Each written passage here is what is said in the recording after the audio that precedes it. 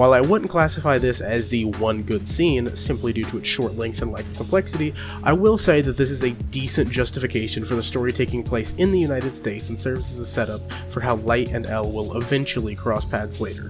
The next scene gets right back into Light and Mia's cringy relationship as Mia shows Light a pro-Kira subreddit, where redditors can post people who they believe deserve to die, and then she gets wet at the fact that Light would kill a guy for sleeping with her. What if somebody fucked your girlfriend and you put him on the list because you just want to kill him?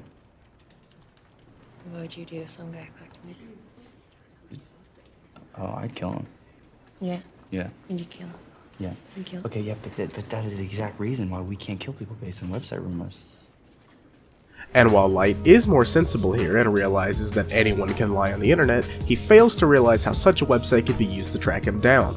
If they don't use a VPN to go on the website, then their IP is probably being logged onto a server. So if a bunch of people mysteriously die after being posted there, then the investigators would just need to seize that server and start tracking the users. And since Elle already thinks that Kira is in Seattle, then the path to finding Light would be incredibly easy if he killed using this website. Now, people who disagree may say that this is too convoluted and that no one would think of that, or that I'm just nitpicking. However, you have to remember the source material that this is based off of. Many people consider Light Yagami to be one of the smartest and most analytical minds in fiction, to the point where fans debate on whether or not Batman could even solve the Kira case using his detective skills and unfathomable intelligence. To think that a supposedly intelligent teenager in 2017 would not think about how his online behaviors might be tracked to discover his identity as Kira is insulting to the intelligence of Light Yagami, as well as American audiences for not thinking that they would be conscious of the possibility.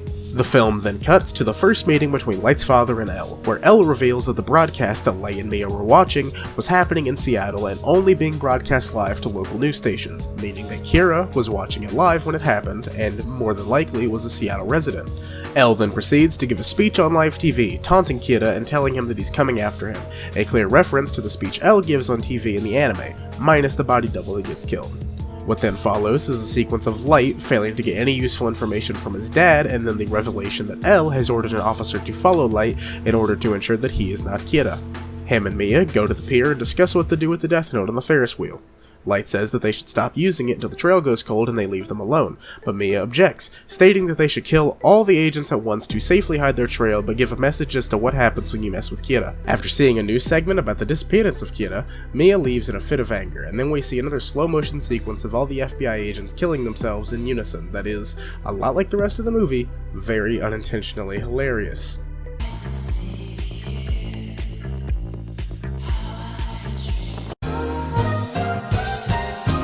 Light's dad then goes on TV and calls Kira a spineless coward who is undeserving of fear, which unnerves Light and convinces Mia that she should just kill Light's dad. In this moment, Light still doesn't realize that it was Mia who killed the FBI agents and blames it on Ryuk, who he also threatens to kill with the notebook, causing Ryuk to taunt him. I asked politely, but you didn't hear me. Let the note go. Look at the strife it's causing you and your little girlfriend. Let me find it a new home. We'll be free of each other. I'm not gonna give the note to you or anybody else, and if you fuck with me again, I'm gonna put your name in it. You could try. But I warn you, there are 4 letters in my name. Most anyone's ever gotten were 2. The next sequence shows Light sitting alone in a cafe when Elle comes in and sits with him, in one of the only real attempts this movie makes to express their character dynamic, which is one of the most important and entertaining parts of the source material that is almost completely omitted in this adaptation. The cat and mouse nature of Elle chasing after Light and always being the smallest slip up away from exposing him as Kira adds drama and tension to the story. In this scene, however, you have a man verbally destroying an upset teenager and allowing him to self-immolate and reveal that he is Kira by giving everything short of a direct confession. This makes Light seem both incredibly cocky and stupid, and it only makes it seem like the screenwriters had no idea what made Light and Elle's conflict in the source material so good. Light then runs home and sees Mia on his porch. She apologizes for threatening to kill his dad and proclaims that she loves him to try and win him back. Then they kiss, and I guess their relationship is fixed now? Then they go inside, and Light plans on using the Death Note to extract Elle's name from Watari by controlling him and then burning his page prior to his death so he does not die. However, unless Watari's full name really is just the one word, Watari, This plan shouldn't work anyway, because Light only writes that. If you can kill someone by only using an alias, then why hasn't Light killed L already? How does this even work? Can you kill someone by using their gamer tag as long as you know what they look like? What's the point in L hiding his name at all if Light doesn't even fucking need it? Watari then calls Light and tells him that he doesn't know L's real name, and that information would only be held by the orphanage Watari adopted L from. Watari then heads to that orphanage at Light's command, as Light and Mia try to blend in and make it look like they aren't mass murderers. L soon fears for the worst once he finds out that Watari has gone missing, and he begins to show true anger and emotion for the first time in the film. He then invades Light's family dinner as he accuses him of making Watari disappear. This prompts L to have the police search his house trying to find clues, and when Light goes upstairs, he cannot find the death note, as Mia had previously taken it when she left. The following sequence shows Watari slowly searching through the creepy orphanage where L was raised while Ryuk watches him. At the same time, Light and Mia are at their school's homecoming dance trying to blend in. Light retrieves the book from Mia's locker and leaves it open like a fucking idiot, and then realizes that Mia took Watari's page so Light couldn't burn it to keep him alive. So in the end, Light doesn't get L's real name, and Watari still dies.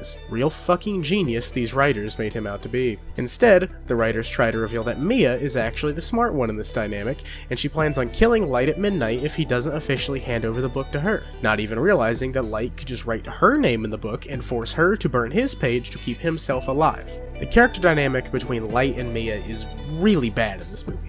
It is a complete change from the source material and tries to add a legitimate romance subplot to this movie about someone who is trying to use a magic book to stop all crime. In the anime, after getting the death note, Light Yagami quickly begins acting like a sociopath, pretending to have a relationship with Misa and lying straight to people's faces regarding his identity as Kira, something that doesn't really happen in this movie.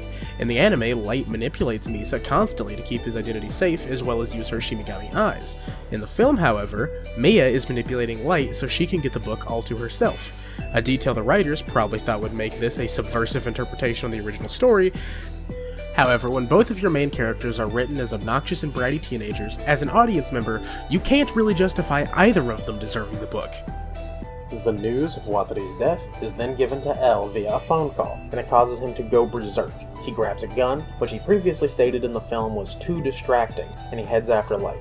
The police then close in on the school as Light starts writing names from the Pro-Kira subreddit, and he tells Mia to meet him at the Ferris wheel. L continues his fury-filled chase for Light, causing thousands in property damage as he rips through the streets of Seattle. While I will admit, this type of scene goes directly against everything present in the existing Death Note stories. However, it is a pretty well shot chase sequence compared to the many awful ones I've seen in movies prior. L finally confronts Light directly, and as he is about to expose how the Death Note works to try and make a deal, a man comes out and hits L in the head with a piece of wood because he is a Kira supporter. Oh, Kira. Light then steals L's gun and meets Mia at the pier as they run to go get on the Ferris wheel, and Light forces the attendant to take them to the top at gunpoint. What follows is another awkwardly acted sequence that results in the realization that Light was going to kill Mia if she chose the book over him, as Ryuk knocks over the Ferris wheel in what is admittedly a pretty cool looking moment. We get another artsy, slow-motion scene that becomes unintentionally hilarious due to the facial expressions of Light and the music that plays. In this scene, Mia dies by falling into a bed of flowers, and Light falls into the waters below with the book. L then arrives at the scene and sees the page with Light's name slowly falling into a fire on the pier. After L receives a grilling from law enforcement regarding 4 new killings and the revelation that Light has fallen into a coma, L begins to reflect on what Light said to him in their short interaction in the alley regarding death being handed out through a calculus book, and comes to the realization that Mia's calculus book must contain something special. Light's dad then realizes that he was Kira all along, and we finally get into what I believe is the one good scene in this entire movie. L breaks into Mia's home in search of the calculus book as Light is asked questions by his father regarding Kira. Light reveals the names he wrote in the book in order to keep himself alive through a sequence detailing his saviors, the crimes that they committed, and how he did all of this to cover his own tracks and make himself seem innocent. This is the closest that the film ever gets to truly understanding Light's intellect in the source material. And I feel that if the movie was more like this scene in more areas, it would be a better movie overall. This shows a greater understanding of the Death Note material than anything else present in the first hour. The cherry on top, however, is L's actions in the scene. He finds the book and the page on the Death Note with the names of the dead FBI agents on it and is left with a moral dilemma. He now knows how Kira kills. He knows the people behind the murders, including that of his only true companion, Watari. And he must decide on what is more important, his revenge or his morals.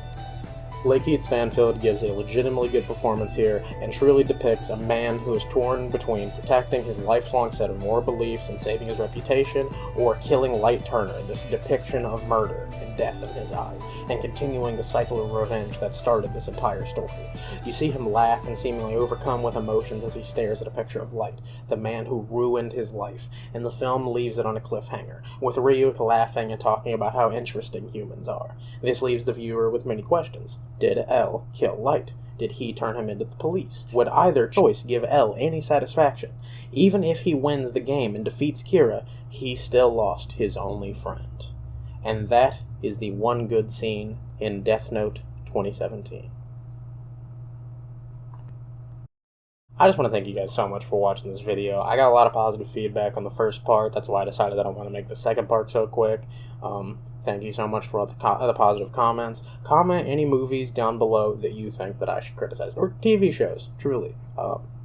The Flash TV show, that bugs me a lot. The new Kenobi TV show, I thought it was okay, but man, some of the plot holes in that fucking bother me.